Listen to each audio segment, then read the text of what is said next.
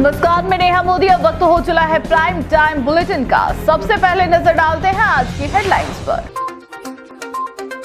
मुस्लिम समाज ने पहलगाम आतंकी हमले की कड़ी निंदा, आतंकवाद के खिलाफ जताया विरोध, आतंकवाद मुर्दाबाद के नारे लगाकर दिखाई एकजुटता। घुसखोर सीआई और दलाल वकील चढ़े एसीबी के हत्थे, 2.50 लाख रुपए की रिश्वत के साथ पकड़ा रंगे हाथ। एसीबी की टीम कर रही आरोपियों से पूछताछ। चाइना परिहार की ऐतिहासिक जीत, विश्व शतरंज चैंपियनशिप में कांस्य पदक पर किया कब्जा, खिताब जीतने वाली राजस्थान की बनी पहली खिलाड़ी। अब खबरें विस्तार से। 22 अप्रैल को जम्मू कश्मीर के पहलगाम में हुए आतंकी हमले को लेकर देश भर में आक्रोश का माहौल है। जहां एक और देश के विभिन्न हिस्सों में हिंदू समाज द्वारा विरोध प्रदर्शन किए जा रहे हैं, वहीं दूसरी ओर उदयपुर के मुस्लिम समुदाय ने भी इस हमले की कड़ी निंदा करते हुए आतंकवाद के खिलाफ आवाज बुलंद की है। शुक्रवार को उदयपुर में मुस्लिम महासंघ के तत्वाधान में एकत्र हुए लोगों ने आतंकवाद के विरुद्ध नारेबाजी की और आतंकवाद मुर्दाबाद के नारे लगाए। मुस्लिम महासंघ के प्रदेश अध्यक्ष मोहम्मद हनीफ ने इस मौके पर कहा कि पहलगाम में हुआ हमला न केवल कायराना हरकत है बल्कि मानवता के खिलाफ अपराध है। उन्होंने स्पष्ट रूप से कहा कि भारत में हिंदू और मुस्लिम एक दूसरे को भाई मानते हैं और आतंकवादियों का कोई धर्म नहीं होता। मोहम्मद हनीफ ने केंद्र सरकार से मांग की कि इस आतंकी हमले में मारे गए लोगों को शहीद का दर्जा दिया जाए, साथ ही उनके परिजनों को 1-1 करोड़ रुपए की आर्थिक सहायता तथा परिवार के एक सदस्य को सरकारी नौकरी देने की भी मांग की गई।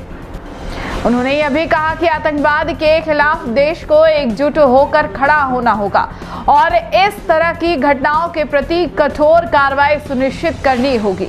घटना के बाद देश भर में सुरक्षा एजेंसियां अलर्ट मोड पर है और पहलगाम हमले की जांच तेजी से की जा रही है।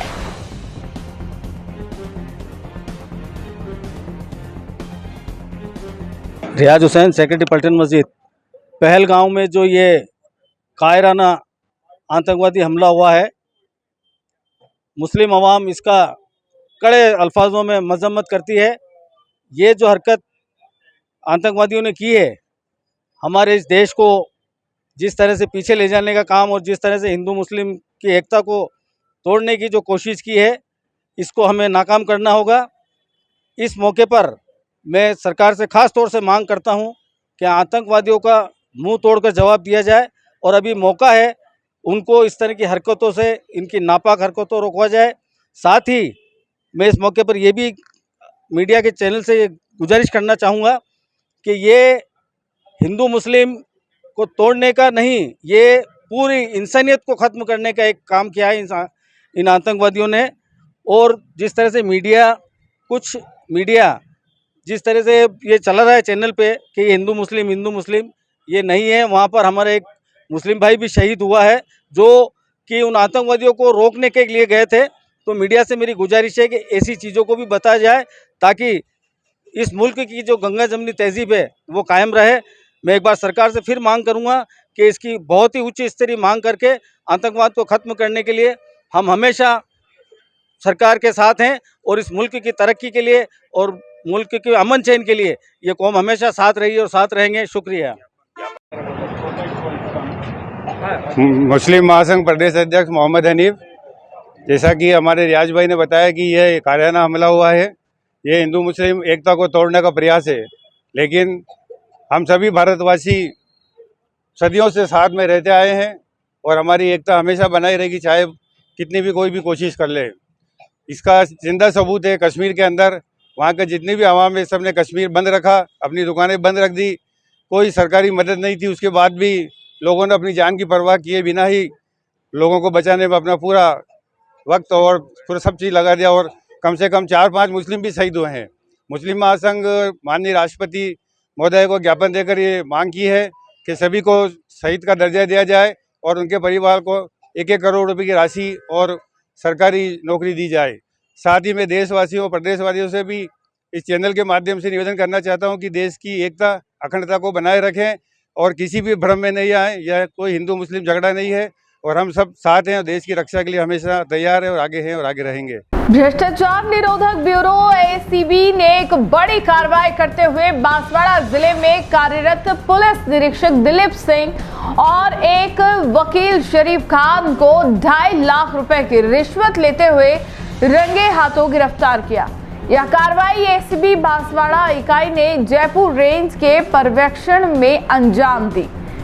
एसीबी के महानिदेशक डॉक्टर रवि प्रकाश मेहरडा ने बताया कि शिकायतकर्ता ने आरोप लगाया था कि राज तालाब थाना पुलिस द्वारा उसके और उसके परिजनों के खिलाफ कुर्की की कार्रवाई की जा रही थी, जिसमें कुछ वाहन पहले ही जब्त किए जा चुके थे। शेष संपत्ति को जब्त न करने और भविष्य में किसी प्रकार की पुलिस कार्रवाई से बचने के एवज में थाना प्रभारी दिलीप सिंह द्वारा वकील शरीफ खान के माध्यम से 6,30,000 रुपए की रिश्वत मांगी जा रही थी। शिकायत की गंभीरता को देखते हुए एसीबी ने 23 अप्रैल को सत्यापन कार्रवाई की। इस दौरान आरोपी वकील शरीफ खान ने 3,30,000 रुपए की रिश्वत पर सहमति जताई और पहली किस्त के रूप में 1 लाख रुपए थाना परिसर में ले लिए। सत्यापन के बाद एसीबी ने कार्रवाई तेज की और बुधवार को वकील शरीफ खान को 2,50,000 रुपए की रिश्वत लेते हुए रंगे हाथों गिरफ्तार कर लिया।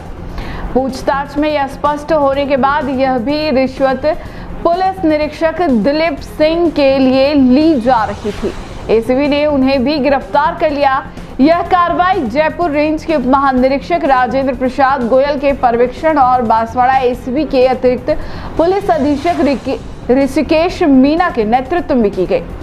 भ्रष्टाचार निरोधक ब्यूरो की अतिरिक्त महानिदेशक स्मिता श्रीवास्तव के निर्देशन में दोनों आरोपियों से गहन पूछताछ जारी है।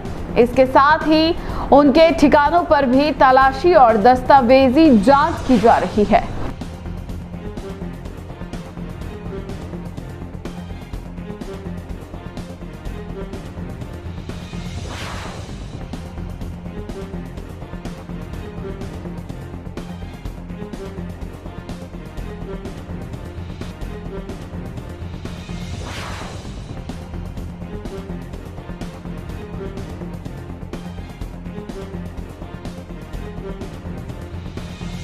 उदयपुर की 9 वर्षीय शतरंज प्रतिभा कियाना परिहार ने ग्रीष्म में आयोजित प्रतिष्ठित विश्व बिल्स शतरंज चैंपियनशिप में कांस्य पदक जीतकर इतिहास रच दिया है।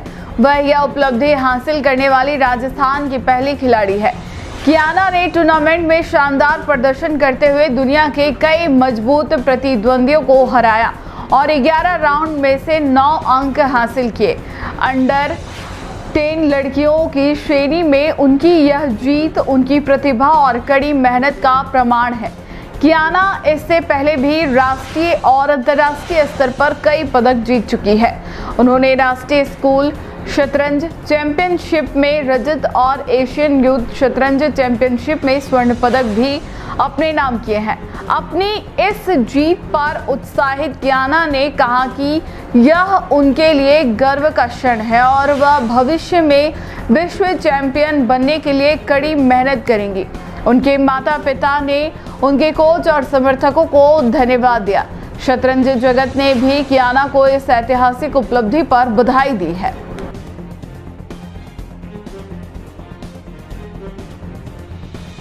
मेरा नाम कियाना परिहार है। मैं राजस्थान में रहता हूँ और मैं एमडीएस स्कूल में पढ़ता हूँ और अभी मैं रिसेंटली अंडर 10 वर्ल्ड चैंपियनशिप खेलने गया था ग्रीस में। उसके अंदर मैं ब्रॉन्ज मेडल लगा और जो सिल्वर था उसके साथ टाई ब्रेक होके ब्रॉन्ज लगा। सेम पॉइंट पे थे दोनों इसलिए, और मैं एशियन चैंपियन भी रह चुका हूँ। मैं 7 to 8 आवर प्रैक्टिस करता हूँ। थोड़ी ज्यादा चेस थोड़ा ज्यादा करता हूँ, पढ़ाई कम करता हूँ। कितनी खुशी होती है इसके बाद? पिछले 3 साल से कियाना काफ़ी मेहनत कर रही है चेस के लिए और एमडीएस काफ़ी अच्छा इसको प्लेटफॉर्म देते जा रहा है। खुशी के बाद ये है कि जितनी भी मेहनत उसके पेरेंट्स और स्कूल मिलकर कर रहे हैं वो फलीभूत होता जब नज़र आता है तो एक अजीब खुशी का माहौल जो मिलता है वो अनकम्पेरेबल है। पिछले 3 साल से कियाना ने काफ़ी सारे कॉम्पिटिशन्स को जीता है और मैंने तो इसी के भरोसे पे CBSE का जोनल चेस टूर्नामेंट भी उदयपुर में कराया, जो राजस्थान में पहले कभी नहीं हुआ था लास्ट ईयर, और उसमें भी कियाना ने बोर्ड प्राइज वगैरह जीते। MDS की चेस टीम काफ़ी अच्छे से परफॉर्म भी करती आ रही है और इसके इंक्लूजन से चेस टीम काफ़ी ज़बरदस्त बन गई है और ये काफ़ी मोटिवेट भी करती है छोटे बच्चों से लेकर बड़ों बच्चों तक। MDS में काफ़ी अच्छा स्ट्रॉन्ग माहौल बन गया अब चेस का, और ये लगातार परफॉर्म कर रही है, सिर्फ उदयपुर लेवल पे नहीं या स्टेट लेवल पे नहीं या नेशनल लेवल पे नहीं, अब तो ये इंटरनेशनल लेवल पे लगातार परफॉर्म करे जा रही है। अभी ग्रीस गई थी, अब ये जॉर्जिया जा रही है, तो it has been a wonderful journey. काफ़ी स्ट्रॉन्ग प्लेयर बनेगी और मुझे लगता है कि इंडिया का बहुत ब्राइटेस्ट फ्यूचर उदयपुर में है। और अपना बताइए। मेरा नाम डॉक्टर मनीषा गहलोत है, मैं कियाना परिहार की मदर हूँ। कियाना ने अभी अप्रैल में FIDE वर्ल्ड यूथ चैंपियनशिप में ब्लिट्स कैटेगरी में ब्रॉन्ज मेडल जीता है और ब्रॉन्ज मेडल जो इसका लगा वो सिल्वर मेडलिस्ट के साथ टाई ब्रेक से लगा। दोनों के सेम पॉइंट थे, दोनों 9 पॉइंट पे थे, लेकिन जब सेम पॉइंट होते हैं तो फिर टाई ब्रेक रहता है, तो उस टाई ब्रेक से कियाना का ब्रॉन्ज लगा था। कियाना इस साल जून में जॉर्जिया जाने वाली है। जॉर्जिया में वर्ल्ड चैंपियनशिप स्टैंडर्ड फॉर्मेट में वो खेलने वाली है, वहां पे भी वो इंडिया को रिप्रेजेंट करेगी और आई होप इस बार ब्रॉन्ज गोल्ड में आएगा। कौन सी एज से इसका खेलना शुरू किया? कियाना ने 4.5 से खेलना स्टार्ट किया, लेकिन तब वो सिर्फ शौकिया खेलती थी। उसके बाद में 6 साल की थी तब इसने काफी अच्छा खेलना चालू कर दिया था। तब हमने इसको पहला टूर्नामेंट खिलाया था, तो पहला टूर्नामेंट इसने अंडर 15 के साथ में खेला था जब ये 6 साल की थी और वहां पे इसका ओपन कैटेगरी के अंदर 2nd रैंक लगा था। तो तब हमको लगा कि थोड़ा हमको इस पे ध्यान देना चाहिए, तो उसके बाद में कंटिन्यूस इसकी प्रैक्टिस वगैरह ट्रेनिंग होती रही और वो जितनी ट्रेनिंग थी उससे बेटर अचीव कर रही थी, तो वो फ्लो बनता गया, अचीवमेंट आगे से आगे आते गए और इसकी ट्रेनिंग भी बढ़ती गई फिर बाद में, और अभी ये वर्ल्ड लेवल पे इंडिया को रिप्रेजेंट कर रही है और इंडिया के लिए मेडल भी लेके आई है। पढ़ाई के साथ किस तरह मैनेज किया जाता है टाइम को? पढ़ाई के साथ सर ये है कि स्कूल से काफी सपोर्ट होता है, सारा वर्क और सब कुछ कियाना को मिलता है। उसके सिवा ये है कि जब टूर्नामेंट होते हैं तब वो स्कूल नहीं जा पाती, जब टूर्नामेंट नहीं होते हैं तो फिर वो बाद में रेगुलर स्कूल जाके फिर स्कूल उसको सारा कुछ कवर करवाते हैं, एक्स्ट्रा क्लासेस वगैरह लेके। तो इस तरीके से पढ़ाई और चेस दोनों को बैलेंस कर रहे हैं। ब्रेन गेम है, किस तरीके से शेड्यूल आपने बताया हुआ है, स्पेशल शेड्यूल? जी सर, ब्रेन गेम है तो बहुत ज्यादा ध्यान रखना पड़ता है कि बच्चा परेशान ना हो, क्योंकि इसकी 6 to 7 आवर मतलब 7 से 8 आवर जितना हो जाता है इसकी प्रैक्टिस रहती है। तो सबसे पहले ये उठ के अपना डेली रूटीन करने के बाद में मेडिटेशन करती है। मेडिटेशन इसका 1 आवर का रहता है, वो मेडिटेशन में ब्राह्मरी भस्त्रिका वो सारे मेडिटेशन करती है जिसका इसका ब्रेन एकदम अलर्ट रहे। उसके बाद में डाइट भी उसके अकॉर्डिंग रहता है, फिर बाद में उसका सारा वो सारा फॉलो करती है, फिर वो पूजा करती है। उसके बाद में ये 9:30 से अपने रूटीन पे बैठ जाती है, चेस के रूटीन पे बैठ जाती है। और उसके सिवा फिजिकल एक्टिविटी के लिए भी ये 1.5 आवर बैडमिंटन क्लासेस के लिए जाती है, ताकि ब्रेन के साथ में फिजिक भी इसकी मेंटेन रहे। और किसी को क्रेडिट देना चाहेंगे? जी, मैं स्कूल को, वंडर सीमेंट को, महाराणा मेवाड़ फाउंडेशन को, सभी फैमिली को और इसके कोचेस को बहुत बहुत थैंक यू करना चाहती हूँ, क्योंकि सभी के जॉइंट एफर्ट से ही कुछ बड़ा हो पाता है। तो मुझे लगता है हम आखिरी में हैं, बाकी सभी जो मेहनत कर रहे हैं, सबने जो एफर्ट दिया है और जो भरोसा दिखाया है कियाना के ऊपर, उसकी वजह से आज ये यहाँ तक पहुँच पाई है और आई होप ये और अच्छा करेगी। उदयपुर के सुखेड़ थाना क्षेत्र अंबेरी कट के समीप एक सड़क हादसे में बाइक सवार युवक मोहन भील गंभीर रूप से घायल हो गया। हादसा द मारवाड़ी ढाबा के सामने हुआ, जब मोहन की बाइक सड़क के मध्य बने डिवाइडर से टकराकर असंतुलित हो गई। टक्कर इतनी जबरदस्त थी कि मोहन तकरीबन 20 फीट उछलकर एक दीवार से जा टकराया और सड़क किनारे गिर पड़ा। बाइक और युवक दोनों अलग अलग दिशाओं में जा गिरे। हादसे के बाद उसी मार्ग से गुजर रहे विप्र फाउंडेशन के पदाधिकारी अनुज दीक्षित, विनोद नागदा और राजेंद्र पालीवाल, जो एकलिंग जी महादेव के दर्शन के लिए जा रहे थे, तुरंत गाड़ी रोककर मौके पर पहुंचे। अनुज दीक्षित ने गंभीर रूप से घायल मोहन को संभाला और अपनी निजी कार से तत्काल अमेरिकन हॉस्पिटल बेड़वास पहुंचाया। इस दौरान उन्होंने मोहन के परिजनों को भी सूचित किया। समय पर दी गई प्राथमिक चिकित्सा और तत्परता से मोहन की जान बचाई जा सकी। फिलहाल मोहन की हालत गंभीर बनी हुई है और इसका इलाज जारी है। घटना की सूचना मिलते ही सुखेर थाना पुलिस भी मौके पर पहुंची और दुर्घटना के कारणों की जांच शुरू की। स्थानीय लोगों के अनुसार अंबेरी कट पर पहले भी कई हादसे हो चुके हैं, लेकिन अभी तक सड़क सुरक्षा को लेकर कोई ठोस कदम नहीं उठाया गया है।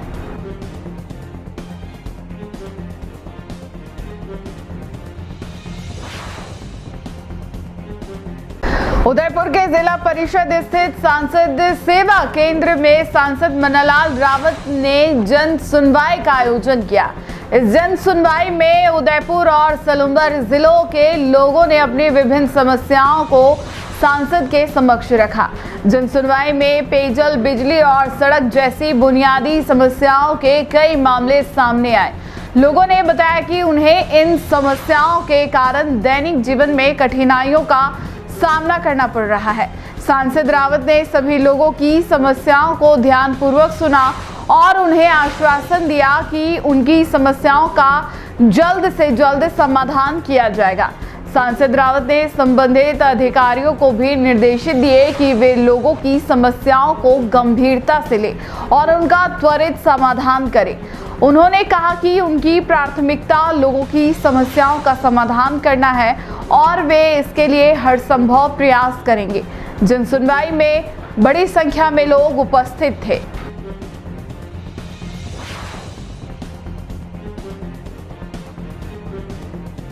जी भाई साहब, किस तरह की आज जन सुनवाई की गई? एक महत्वपूर्ण चीज़ होती है शासन में कि जनता की समस्याओं को समय समय पर पहचाने और एक आउटरीच के तहत सभी तक पहुँचें। तो आज हमने जो सांसद सेवा केंद्र है जिला परिषद में, कलेक्ट्रेट में, वहाँ जन सुनवाई रखी है। सलुंबर और उदयपुर ज़िले से कई आमजन आए हैं, कई विषयों को लेकर आए हैं। मुख्यतः डीएमएफ की जो स्वीकृतियां हैं, स्कूलों में अतिरिक्त कक्षा कक्ष हैं, कहीं सीसी रोड की आवश्यकता है, यहाँ तक कि यूडीए के कुछ इश्यूज़ हैं। लीगल तरीके से कोई अप्लाई किया लेकिन वहाँ कुछ काम नहीं हुआ। कई जगह ये भी ध्यान में आता है कि कॉलोनी है लेकिन वहाँ नाली नहीं है, ड्रेनेज की व्यवस्था नहीं है। इस तरह के विषय आए। मुझे लगता है ये सारे विषय जब हम सरकार को जो मशीनरी है उनको भेजते हैं तो समाधान भी होता है। पुराना अनुभव भी ये बताता है कि लोग बाग जो काम नहीं हो पाता है, कुछ कई कारणों से अटक जाता है, तो वो सारे यहाँ विषय आते हैं। और जब हमने यहाँ की एजेंसीज़ को, चाहे वो यूडीए हो, चाहे नगर निगम हो, पीडब्ल्यूडी हो, चाहे शिक्षा विभाग के विषय हो, दूसरे जहाँ पर भी हो, किसी के ट्रांसफर के भी विषय, सब जिसको भी भेजा है तो निश्चित रूप से नियमानुसार जो राहत मिलती है वो मिलती हुई नजर आई है। तो इस कारण हम लोगों ने आमजन के लिए इस जन सुनवाई रखी है। पहलगाम आतंकी हमले के विरोध में उदयपुर में श्रद्धांजलि सभा, आतंकवाद के खिलाफ दिखा जन आक्रोश। जम्मू कश्मीर के पहलगाम में हुए आतंकी हमले में मारे गए निर्दोष पर्यटकों को श्रद्धांजलि देने के लिए शुक्रवार को उदयपुर के गुलाब बाग स्थित शेरवाली फाटक पर श्रद्धांजलि सभा आयोजित की गई। बड़ी संख्या में स्थानीय नागरिकों ने इसमें भाग लिया और आतंकवाद के खिलाफ एकजुटता का संदेश दिया। कार्यक्रम का आयोजन धर्मोत्सव समिति मेवाड़ की ओर से किया गया। समिति के अध्यक्ष दिनेश मकवाना ने इस दौरान केंद्र सरकार से आतंकवादियों के खिलाफ कड़े कदम उठाने की मांग की। उन्होंने कहा कि ऐसी घटनाओं की पुनरावृत्ति रोकने के लिए कठोर कार्रवाई अनिवार्य है। सभा में उपस्थित राजेंद्र सेन ने हमले को कायराना हरकत करार दिया और कहा कि पर्यटकों को निशाना बनाना अत्यंत निंदनीय है। उन्होंने कहा कि इस तरह की घटनाएं भारतवासियों के हौसले को नहीं तोड़ सकती। सभा के दौरान लोगों ने पाकिस्तान और आतंकवाद के खिलाफ जोरदार नारेबाजी की और आतंकियों के पोस्टर जलाकर अपना विरोध दर्ज कराया।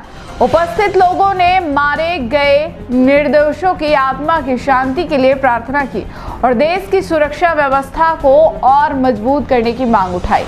यह आयोजन राष्ट्र प्रेम और एकता का प्रतीक बनकर सामने आया, जहां लोगों ने यह संदेश दिया कि देश की अखंडता को कोई नहीं तोड़ सकता और हर नागरिक आतंकवाद के खिलाफ खड़ा है।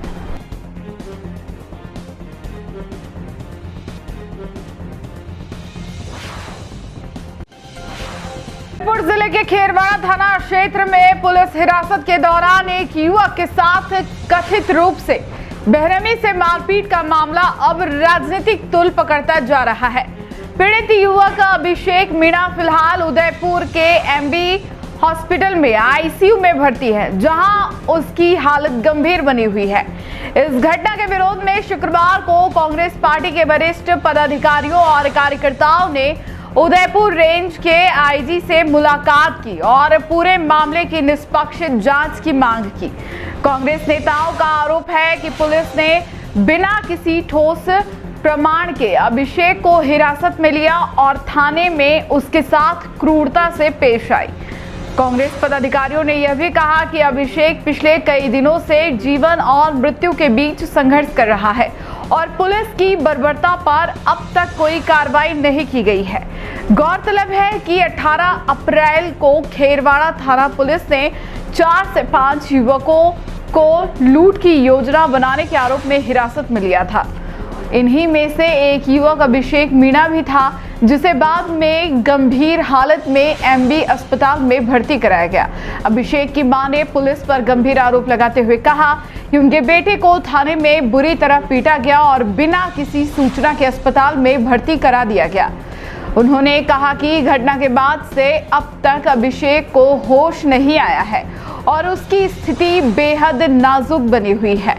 इस मामले में स्थानीय लोगों के बीच भी आक्रोश फैला दिया है।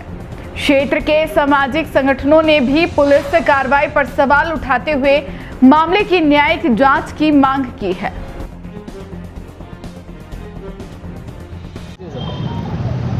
आज उदयपुर जिला कलेक्टर में आईजी मीणा साहब से कांग्रेस का प्रतिनिधिमंडल और खेरवाड़ा से जो अभिषेक मीणा के परिवार वालों के साथ हम मिले हैं और खासकर परिवार वालों की मांग थी कि जिस समय पुलिस वालों ने गिरफ्तार किया अभिषेक को, परिवार वाले को नहीं बताया गया, तो यहाँ पर पुलिस प्रशासन के एक संदेह के घेरे में आता है।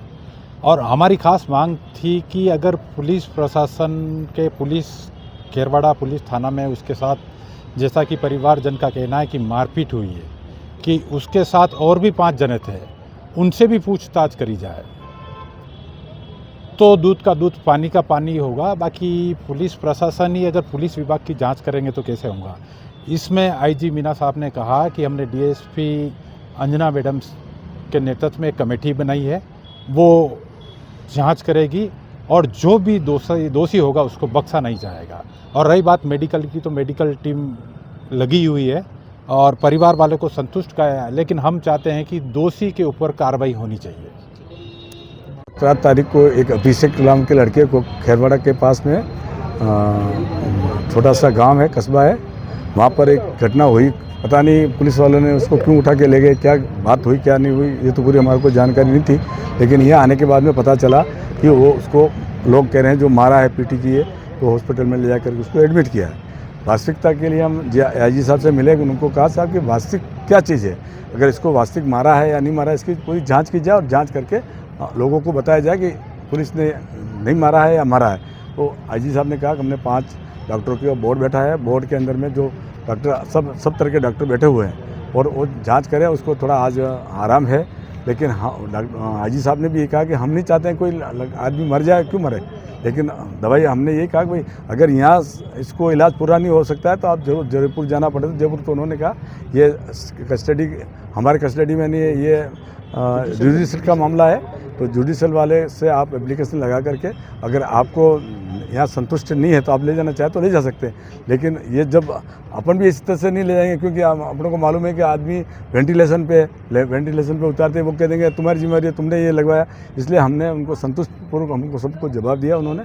और हम देखो जब घर में किसी के होती है तो गुस्सा सबको आता ही है, तो इस तरह का सब में आक्रोश है, ये तो स्वाभाविक बात है। तो उन्होंने कहा नहीं, हमने पूरी टीम दूसरी लगा दी है और इसकी हम जांच करवा रहे हैं। अगर जो भी दोषी होगा उसको हम सजा देंगे, इसमें कोई दौराई नहीं है और हम इसको दबाने की कोई कोशिश नहीं करेंगे, ये हमको आश्वस्त किया है। 2 महीने पहले चंदेरिया थाना क्षेत्र में नाबालिग बालिका से रेप की कोशिश के मामले में पॉक्सो कोर्ट 1 के पीठासीन अधिकारी लता गौड़ ने आरोपी को 7 साल की सजा सुनाई, साथ ही 40,000 रुपए का जुर्माना लगाया।